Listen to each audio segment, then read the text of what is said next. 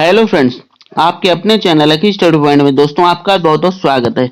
दोस्तों आज मैं लेके आया हूँ आपको इसरो चंद्रयान 3 का जो मिशन हुआ उससे जुड़े हुए कुछ मोस्ट इंपोर्टेंट क्वेश्चंस जो हमारे आने वाले एग्जाम में बहुत ही महत्वपूर्ण, जैसे बिहार का बीपीएससी एग्जाम और यूपी का टेट, साथ ही सी टेट, लेखपाल और पुलिस की जो भर्ती होने वाली है उसके लिए अति महत्वपूर्ण है दोस्तों। साथ ही दोस्तों इसकी जो अगर आपको पीडीएफ चाहिए हो, क्या चाहिए हो, पीडीएफ चाहिए हो, तो पीडीएफ दोस्तों हमारे टेलीग्राम का जो ग्रुप है अकी स्टडी पॉइंट, वहां से फ्री में प्राप्त कर सकते हैं दोस्तों। कैसे कर सकते हैं? फ्री में प्राप्त कर सकते हैं दोस्तों। साथ ही दोस्तों मैंने जितने भी क्वेश्चंस लिए हैं इसमें उनकी सभी की डिटेल ली है। क्या दोस्तों? सभी की डिटेल लिए, मतलब उनके क्या एक्स्ट्रा नोट्स लिए हैं। ये देखिए कि किस तरीके से मतलब क्वेश्चन है कि उसके बारे में और अधिक जानकारी कैसे प्राप्त होगी। साथ ही दोस्तों जो इसरो आज चंद्रयान किसने शुरू मिशन किसने छोड़ा? इसरो ने। तो इसरो के बारे में पहले थोड़ा सा जानते हैं। इसरो दोस्तों इसकी फुल फॉर्म होती है इंडियन स्पेस रिसर्च ऑर्गेनाइजेशन। क्या होती है? Indian space research organisation. ठीक है। इसको जो संस्थापक थे, मतलब इसरो के संस्थापक विक्रम साराभाई थे। कौन दोस्तों? साराभाई थे। ठीक है। लेकिन वर्तमान में कौन है? वर्तमान इसके सोमनाथ है। ये फोटो है किसकी? सोमनाथ की। तो ये विक्रम एस सोमनाथ क्या है? वर्तमान में इसके अध्यक्ष है दोस्तों। साथ ही दोस्तों जो हमारा चंद्रयान हुआ था ये इस तरीके से छोड़ा गया, इसकी इमेज है। ठीक है। बाकी हमारा मिशन कौन सा दोस्तों? चंद्रयान 3 है। कौन सा? चंद्रयान 3 है। इससे पहले जो चंद्रयान फर्स्ट था, कौन सा? चंद्रयान फर्स्ट वह 22 अक्टूबर 2008 में छोड़ा गया था। कब? 2008 में। उसके बाद फिर दूसरा चंद्रयान 2 वह 22 जुलाई को। कब? 22 जुलाई 2019 को। लेकिन ये सेकंड वाला फेल हो गया था। उसको क्या हो गया था? फेल हो गया था। तो आइए प्रश्न जानते हैं, उसके बाद भी इसकी और डिटेल जानेंगे। तो पहला प्रश्न है चंद्रयान 3 मिशन की लॉन्चिंग तिथि क्या है? मतलब किस दिन यह लॉन्च हुआ? तो राइट आंसर हो जाएगा दोस्तों ऑप्शन नंबर बी 14 जुलाई को। 14 जुलाई सन 2023 को 2:35 पर हमारा चंद्रयान क्या हुआ? ये लॉन्च हुआ था दोस्तों। आइए जानते हैं आगे डिटेल में। चंद्रयान 3 भारतीय अंतरिक्ष अनुसंधान संगठन इसरो द्वारा 14 जुलाई 2023 को लॉन्च किया गया, जो जाने वाला तीसरा चंद्रयान अन्वेषण मिशन था। कौन सा था? तीसरा अन्वेषण मिशन था, जो 2:35 पर लॉन्च किया गया था। 2:35 पर इंडियन स्पेस रिसर्च ऑर्गेनाइजेशन के द्वारा।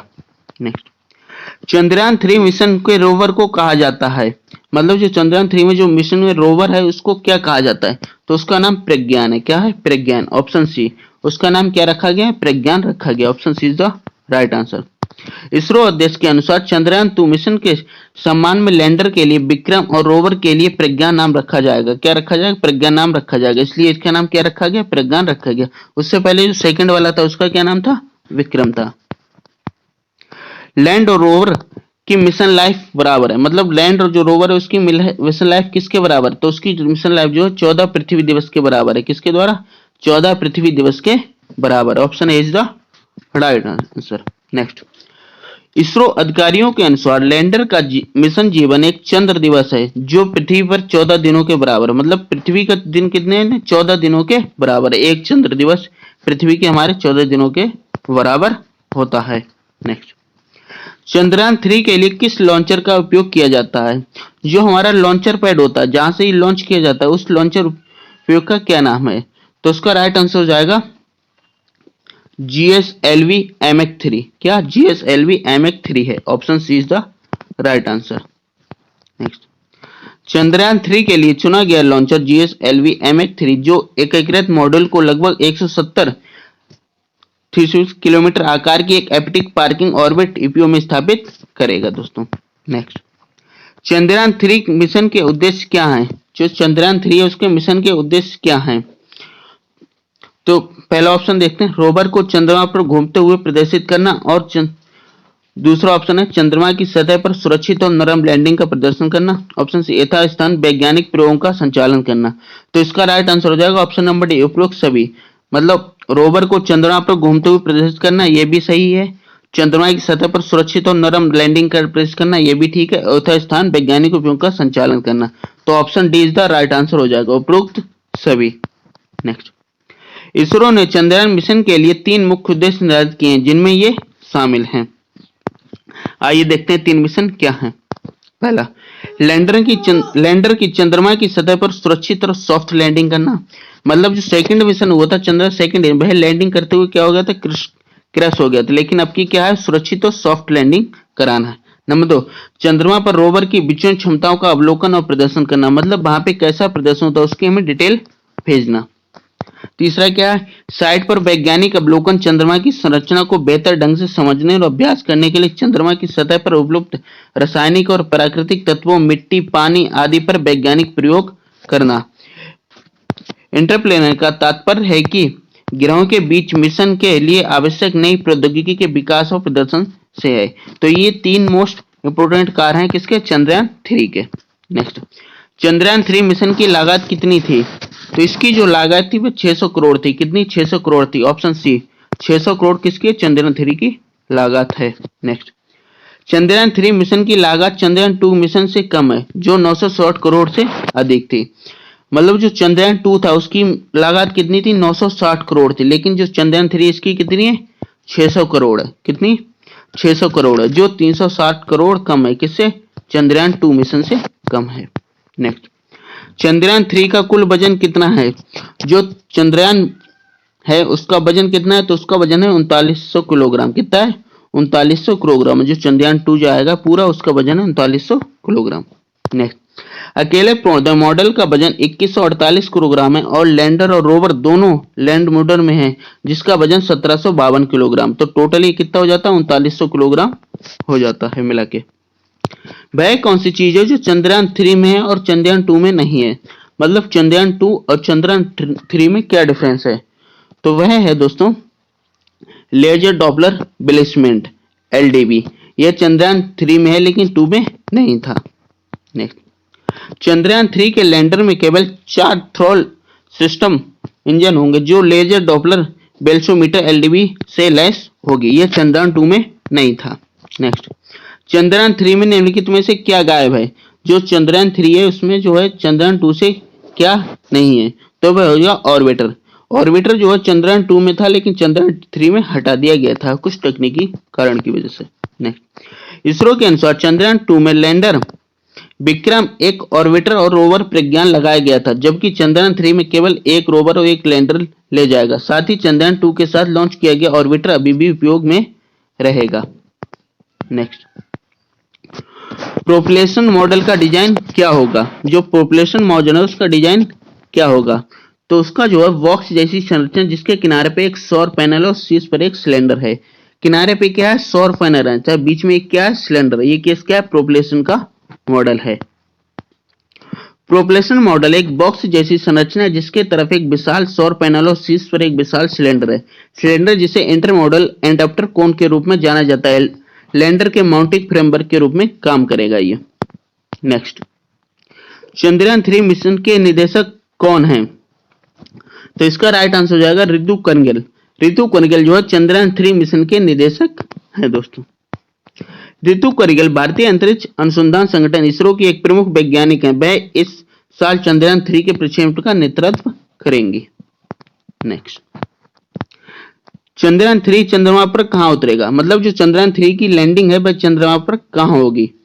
तो उसकी जो है दक्षिणी ध्रुव के पास होगी। मतलब चंद्रमा का जो दक्षिणी ध्रुव है वहां पे लैंडिंग हुई चंद्रयान 3 की। ठीक है, option is the right answer.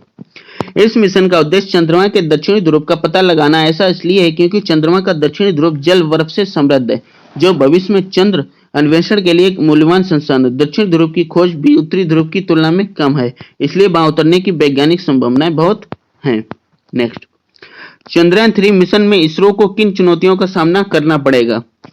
तो उसमें जो है जो चंद्रयान 2 हुआ था वो फेल हुआ था, इसलिए चंद्रयान 3 में कई मिशन की चुनौतियों का सामना करा। उनमें से कुछ चुनौतियां ये हैं, आइए आपको बताता हूं। चंद्रमा की सतह बहुत कठोर है और लैंडर और रोवर को अत्यधिक परिस्थितियों का सामना करने में सक्षम होने की आवश्यकता होगी। ऑप्शन बी, लैंडिंग स्थल चंद्रमा के दक्षिणी ध्रुव के पास है, जो एक बहुत ही दूरस्थ और अज्ञात क्षेत्र। मतलब दक्षिणी ध्रुव क्या है, बहुत दूरस्थ और अज्ञात क्षेत्र है। ऑप्शन सी, लैंडर और रोवर को पृथ्वी के साथ संचार करने में सक्षम होने की आवश्यकता होगी, लेकिन चंद्रमा का वातावरण बहुत पतला है जिसमें संचार मुश्किल से हो जाएगा। ये क्या है दोस्तों, इसके रीजंस हैं। तो ऑप्शन डी राइट हो जाएगा। ठीक है, चंद्रयान 3 मिशन को कई चुनौतियों का सामना करना पड़ेगा, जिनमें कठोर चंद्र सतह, दूरस्थ लैंडिंग और शायद कंठित संचार परिस्थितियां शामिल है। मतलब क्या क्या शामिल है? एक तो दूर लैंडिंग है, साथ ही कठिन संचार और चंद्रमा की कठोर सतह, ये मुख्य रीजंस हैं। नेक्स्ट, चंद्रमा पर सफलतापूर्वक अंतरिक्ष यान उतारने वाला चौथा देश कौन सा है? तो चौथा देश दोस्तों हमारा भारत है। कौन सा? हमारा भारत। भारत जो चौथा देश बनेगा जो है चंद्रमा पर सफलतापूर्वक लैंडिंग करेगा। नेक्स्ट, चंद्रमा पर सफलतापूर्वक अंतरिक्ष यान उतारने वाला पहले 3 देश संयुक्त राज्य अमेरिका, रूस और चीन है। पहला अमेरिका, दूसरा रूस, तीसरा चीन है।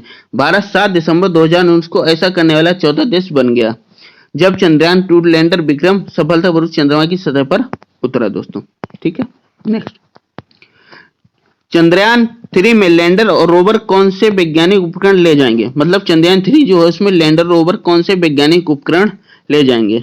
तो उसमें भूतल विज्ञान उपकरण, वायुमंडलीय विज्ञान उपकरण और जल विज्ञान उपकरण, ये तीनों उपकरण ले जाएंगे। तो option D is the right answer हो जाएगा। मतलब भूतल, वहां की भूतल की जानकारी, वायुमंडल कैसा है और जल, वहां जल की उपस्थिति क्या है, तो ये तीनों चीजों के उपकरण ले जाएंगे। Option D is the right answer हो जाएगा।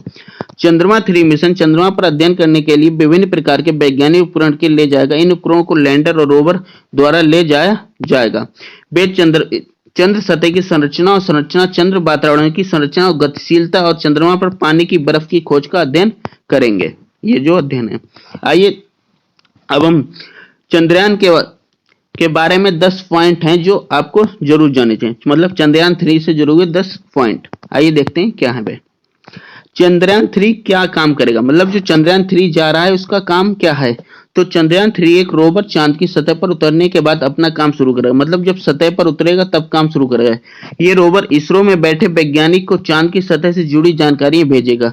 रोवर चांद की सतह की बनावट से लेकर पानी की मौजूदगी के बारे में बताएगा।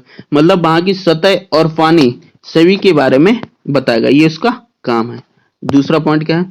चंद्रयान 3 मिशन की कॉस्ट क्या है? मतलब उसकी लागत कितनी आई है? जो चंद्रयान 3 की मिशन की पूरी कॉस्ट करीब 75 मिलियन है डॉलर, यानी भारतीय रुपए में अगर देखा जाए तो 615 करोड़, 615 करोड़। ठीक है। नेक्स्ट, चंद्रयान 3 लॉन्चिंग की टिकट की कीमत क्या होगी? मतलब जब लॉन्च होता है चंद्रयान 3 तो उसको देखने के लिए उसकी टिकट की कीमत क्या होगी?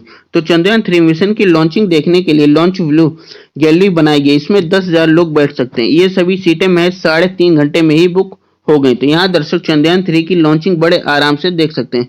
अंतरिक्ष हमेशा से लोगों को आकर्षित करता है, वैसे भी चंद्रयान 3 को देश गर्व से जोड़कर देखा जा सकता है। लॉन्चिंग के लिए रजिस्ट्रेशन खत्म हो चुके हैं। इस लॉन्चिंग को देखने के लिए इसरो ने नहीं कहीं से प्रकार की टिकटें जिक्र नहीं है। हाँ, लेकिन इसके लिए रजिस्ट्रेशन जरूर करा गया है दोस्तों। नेक्स्ट, चंद्रयान 3 का ट्रेवल टाइम क्या होगा? मतलब उसके पहुंचने का जो ट्रेवल टाइम है क्या होगा? तो 14 जुलाई को 2:35 पर चंद्रयान 3 की लॉन्चिंग होगी। इसके लैंडर को 23 या 24 अगस्त को चांद की सतह पर सॉफ्ट लैंडिंग होगी।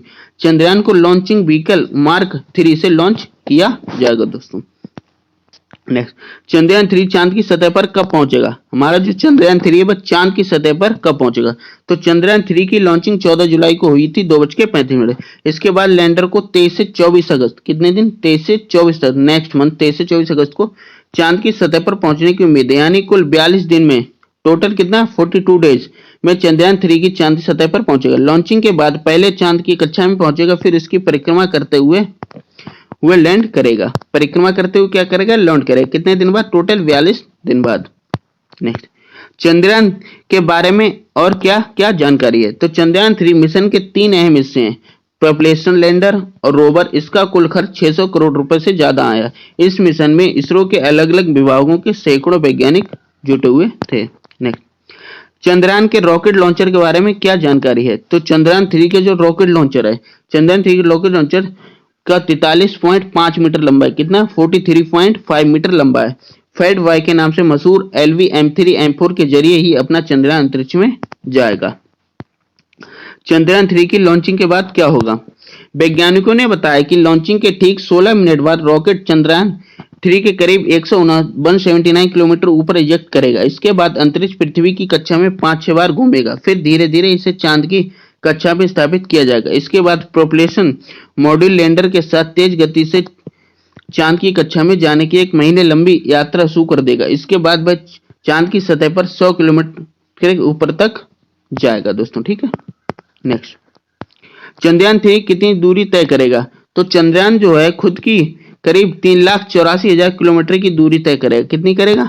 3,84,000 किलोमीटर दूरी तय करेगा, जो हमारे पृथ्वी से चांद की दूरी है 3,84,000 किलोमीटर। चंद्रयान 3 किस जगह पर उतरेगा? जो चंद्रयान 3 है वह चांद की किस जगह पर उतरेगा?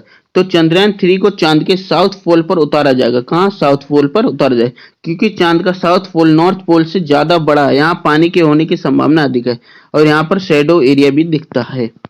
नेक्स्ट, जो इससे पहले चंद्रयान 2 था, जो चंद्रयान 2 को 22 जुलाई को लॉन्च किया गया था। कब किया गया था? 22 जुलाई 2019 को लॉन्च किया गया था। कब? 22 जुलाई 2019 को।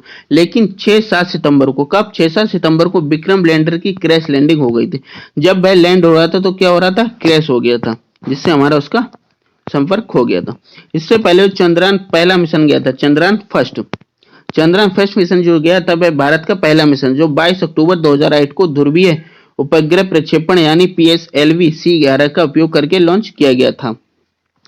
उपग्रह ने चंद्रमा के चारों 3400 से अधिक परिक्रमाएं की और 29 अगस्त 2009 को अंतरिक्ष यान के साथ संचार खो जाने पर मिशन समाप्त हो गया। मतलब 2009 को ये हमारे इसरो के संपर्क से हट गया और इसका वो हट गया। ठीक है, भारतीय अंतरिक्ष अनुसंधान संस्थान भारत का राष्ट्रीय अंतरिक्ष संस्थान, मतलब इसरो क्या है? हमारा अंतरराष्ट्रीय अनुसंधान, जिसे इंडियन स्पेस रिसर्च ऑर्गेनाइजेशन कहते हैं, जिसका मुख्यालय बंगलौर में है। इस संस्थान में लगभग 17,000 कर्मचारी एवं वैज्ञानिक कार्यरत। संस्थान का मुख्य कार्य भारत के लिए अंतरिक्ष संबंधी तकनीक संबंध उपलब्ध कराना है, जिसके संस्थापक विक्रम साराभाई थे। कौन?